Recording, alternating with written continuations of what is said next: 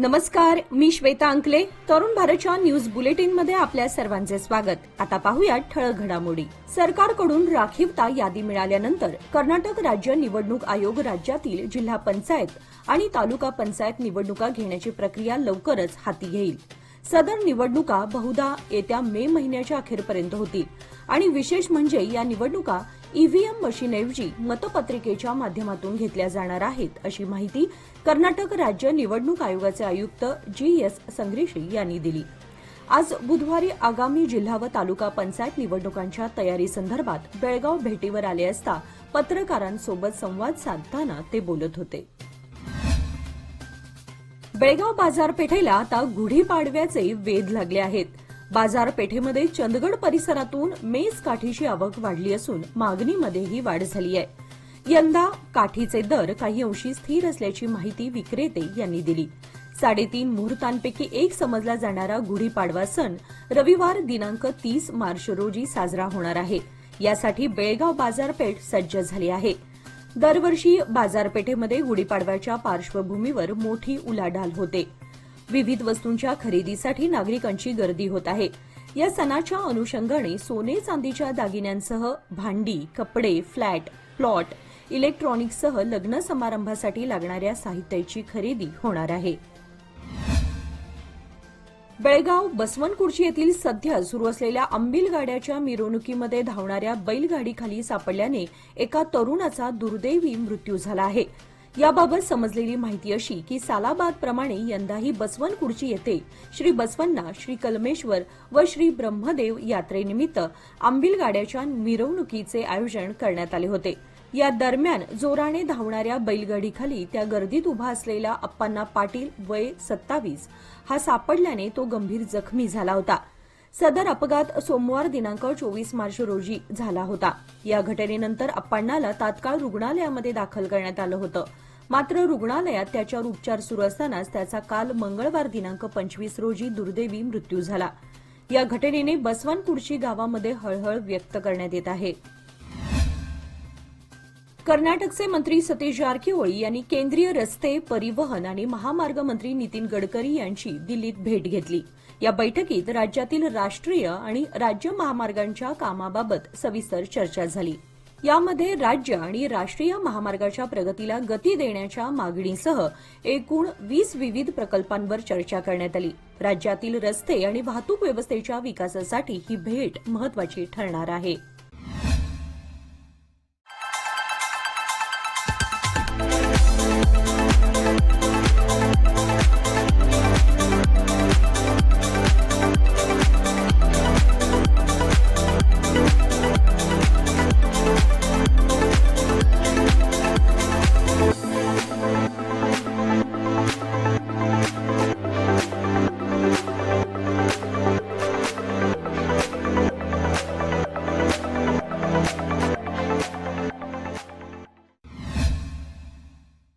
बेळगाव शहरातील नेहरू नगर येथील पीजी वसतिगृहामध्ये राहणाऱ्या ऐश्वर्य लक्ष्मी गलगळी वय 24 राहणार विजयपूर या युवतीने गळफास घेऊन आत्महत्या केली आहे. ही घटना मंगळवारी सायंकाळी घडली. तिच्या मित्राने फोन केल्यानंतर फोन न उचलल्यामुळे तो वसतिगृहात गेला तेव्हा ही घटना उघडकीस आली. या घटनेनंतर तो मित्र घाबरून फरार झाला आहे. पोलिसांनी घटनास्थळी पोहोचून तपास सुरू केला असून त्याच्या शोधासाठी पोलीस कार्यवाही करत आहेत. कधी पाऊस, कधी थंडी तर कधी उष्मा अशा नैसर्गिक संकटावर मात करत झाडांना आलेला मोहर वाचवून तयार झालेला हापूस आता बेळगावच्या बाजारात दाखल झालाय. मार्केटमध्ये बुधवारी कोकणातून हापूसच्या मोठ्या प्रमाणात पेट्या दाखल झाल्या आहेत. गेल्या 15 दिवसांपासून आंब्याच्या पेट्या आल्या असून यातील 80% देवगड व रत्नागिरी जिल्ह्यातील आहेत. मात्र अद्याप म्हणावा तसा दर कमी झालेला नाही. पुढील काळात दर उतरेल अशी अपेक्षा असून सर्वसामान्यांना आंब्याची चव चाखता येणार आहे. काल सायंकाळी झालेल्या अवकाळी पावसामुळे खानापूर शहर व आजूबाजूच्या गावांमध्ये तसेच जांबोटी भागामध्ये वादळी पावसाने धुमाकूळ घातल्यानं खानापूर तालुक्यातील वीट व्यावसायिकांना मोठा फटका बसला असून लाखो रुपयांचे नुकसान झाले आहे. तालुक्यातील जांबोटी, गलगुंजी, निडगल, तोपिनकट्टी, इदलहोंड, अंकले, गणेबैल तसेच आसपासच्या परिसरात मुसळधार पाऊस झाल्यानं सर्वत्र पाणी साठलं आहे. त्यामुळे बऱ्याच शेतकऱ्यांच्या विटा पावसात सापडल्या असून शेतकऱ्यांना लाखो रुपयांचा फटका सहन करावा लागला आहे. बेळगाव शहरातील विश्वेश्वरय्या नगर येथील फॉरेस्ट कॉलनीमध्ये एका विद्यार्थिनीने 10वी परीक्षेच्या पार्श्वभूमीवर आज लिहिलेल्या एका विषयात नापास होण्याची भीती बाळगून आत्महत्या केली असल्याची दुर्दैवी घटना घडली आहे. सदर दुर्दैवी मृत विद्यार्थिनीचं नाव दीपिका राजेंद्र बडिगेर, वय 16 असं आहे.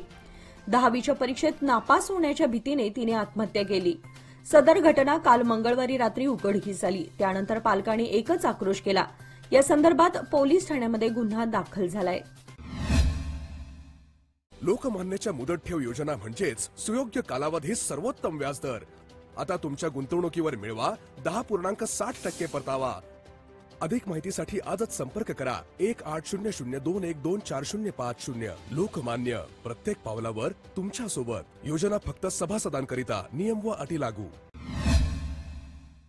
सध्या दिवसेंदिवस तापमानामध्ये वाढ होत आहे. त्यामुळे पिण्याच्या पाण्यासाठी पक्ष्यांचे हाल होत आहेत. पशुपक्ष्यांचे होणारे हे हाल लक्षात घेऊन बेळगाव जिल्ह्यातील विविध पोलीस ठाण्याच्या वतीने पोलिसांनी पोलीस स्टेशन परिसरात मातीच्या कुंड्यामध्ये पाणी ठेवून पक्ष्यांच्या पाण्याची सोय केली आहे. पक्ष्यांना पिण्याच्या पाण्याची सोय व्हावी या उदात्त हेतूने मातीपासून बनवलेल्या कुंड्या विकत घेतल्या. या कुंड्यामध्ये पक्ष्यांना कायमस्वरूपी पिण्याचं पाणी मिळेल असं योग्य नियोजन करून झाडे, छपरावर मातीच्या कुंड्यामध्ये पाणी ठेवण्यात आलं आहे. पोलिसांनी हाती घेतलेल्या या उपक्रमाचे जिल्हा पोलीस अधीक्षक भीमाशंकर गुळे यांनी कौतुक केलं. कर्नाटकमध्ये 1 एप्रिलपासून राष्ट्रीय महामार्गावरील टोल शुल्क 3 ते 5% वाढवण्यात येणार आहे. यासंबंधी अधिसूचना लवकरच जारी केली जाईल अशी माहिती राष्ट्रीय महामार्ग प्राधिकरणाने दिली आहे. दरवर्षी महागाई आणि किमतीनुसार टोल शुल्कामध्ये बदल केला जातो. 66 टोल प्लाझांमध्ये ही वाढ लागू होईल.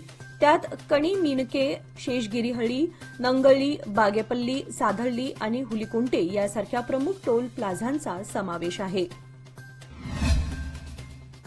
कर्नाटकचे मंत्री सतीश जारकिहोळी यांनी माजी पंतप्रधान एच.डी. देवेगौडा आणि केंद्रीय मंत्री एच.डी. कुमारस्वामी यांची भेट घेतली.